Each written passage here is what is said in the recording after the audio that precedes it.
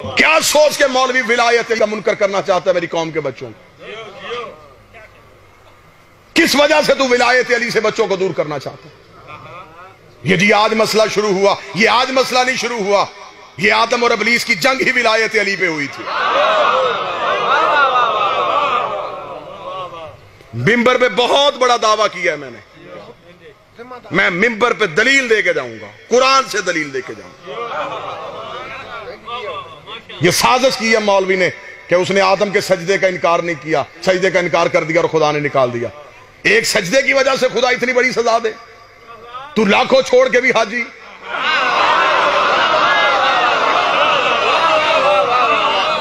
صرف جی اس نے ایک سجدہ نہیں کیا اور خدا نے اٹھا کے بھگا دیا؟ نہ خان جی نہ، ظلم نہیں ہم ہونے دیں گے۔ سجدے کے پردے میں بات کوئی اور تھی، بس وہ بات آپ تک پہنچاؤں گا اور میں اجازت چاہوں گا۔ سجدے کے پیچھے کوئی بات چھپی، صرف ابلیس نے سجدے کا انکار نہیں کیا، اس کے پیچھے کوئی چھپا ہوا راز تھا۔ اتنی بڑی لڑائی ہو گئی اور آج تک وہ لڑائی چل رہی ہے اللہ کی اور شیطان کی۔ بھئی آج تک چل رہی ہے نا، رحمان اور شیطان کی لڑائی آج تک چل رہی۔ اتنی لمبی لڑائی کسی چھوٹی بات پہ نہیں ہوتی۔ اللہ اتنا بھی بے نیاز نہیں کہ آدم کے پیچھے اتنی بڑی لڑائی لے لے۔ اللہ نے آدم کی وجہ سے اتنی بڑی لڑائی نہیں لی، اور قرآن سے پوچھتے ہیں کہ لڑائی کی وجہ کیا بنی تھی۔ خدا نے کہا فَإِذَا سَوَيْتُ وَنَفَخْتُ فِيهِ مِن رُوحِي فَأَقَعُوا لَهُ سَاجِدِينَ۔ اے ابلیس توجہ میری طرف کریں گے تو میں سرکار سنوں، وجہ بتاؤں لڑائی کی۔ اے ابلیس، جب میں آدم میں اپنی روح پھونکوں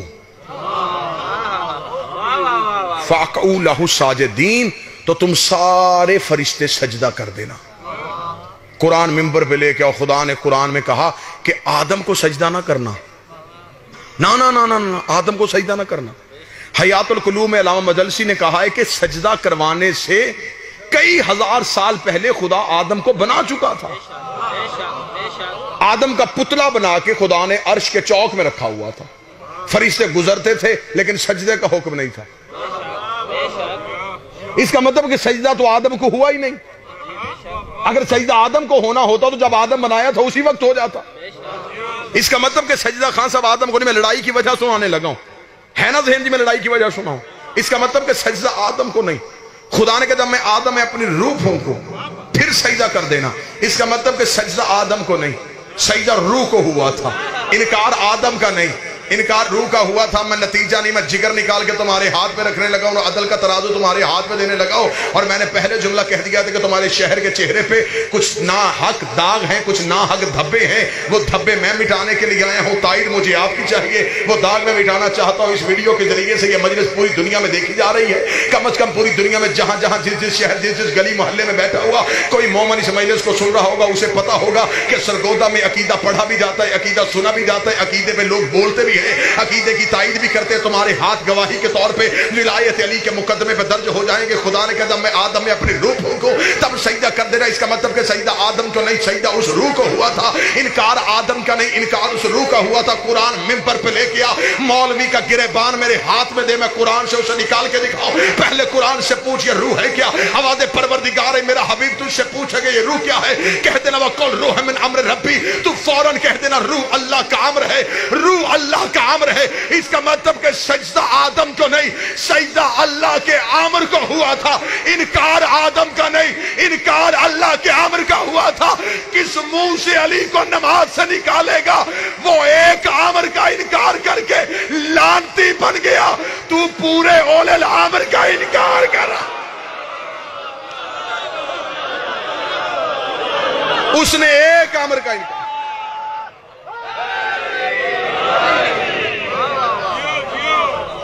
معصوم نے فرمایا نحن امر اللہ، وہ اللہ کا امر، ہم 14۔ اس کا مطلب کہ آدم صرف پتلا تھا،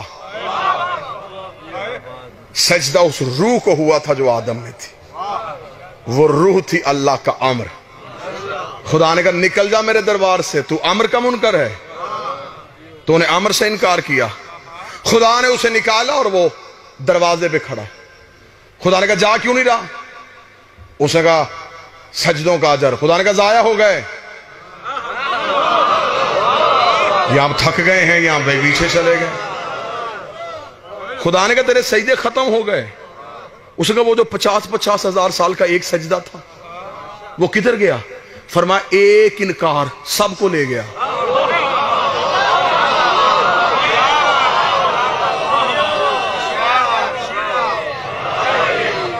پچاس ہزار سال کا حیات القلوب میں علامہ مجلسی نے لکھا 50,000 سال کا یہ ایک سجدہ کرتا تھا. 50,000 سال تک سجدے میں پڑا رہتا. خدا نے کہا گئے تیرے سجدے, ختم ہو گئے تیرے سجدے, اس لیے کہ تو نے امر کا انکار کر دیا. توجہ میری طرف کیجیے, میں چھوڑنے لگا. خان صاحب سے میرا وعدہ ہے, انہوں نے بھی آگے حاضریوں پہ جانا ہے, صرف 2 منٹ اور سن لینا. یہی وجہ تھی. 50,000 سال کا ایک سجدہ اور خدا نے نکال دیا. جی بسم اللہ. 50,000 سال کا سجدہ خدا نے ایک لمحے کے لیے نکال دیا. تو 5 نمازیں پڑھ کے علی کو بھونک رہا ہے.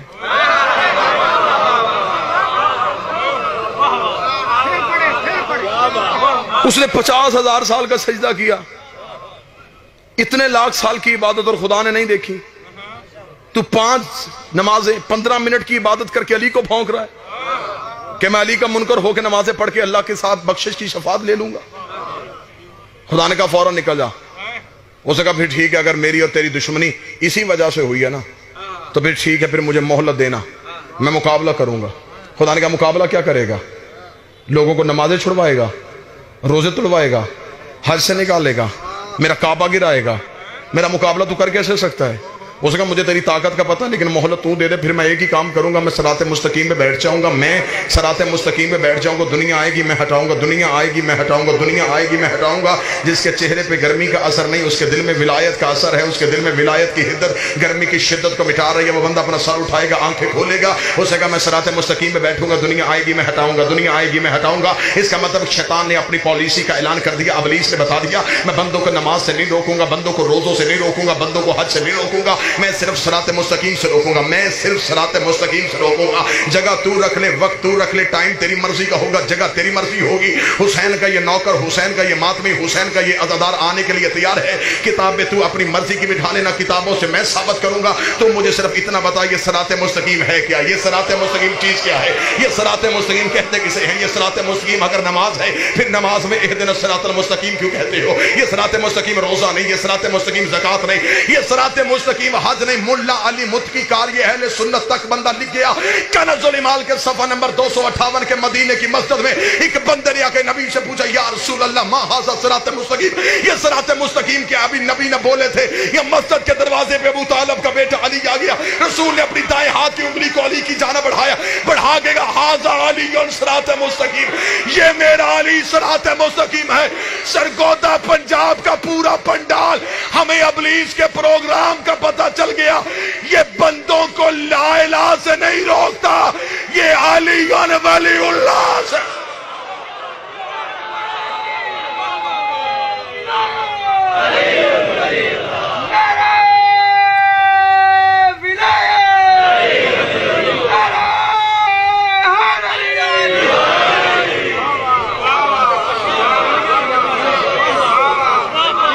اس کی دشمنی کی وجہ ہی ولایت علی.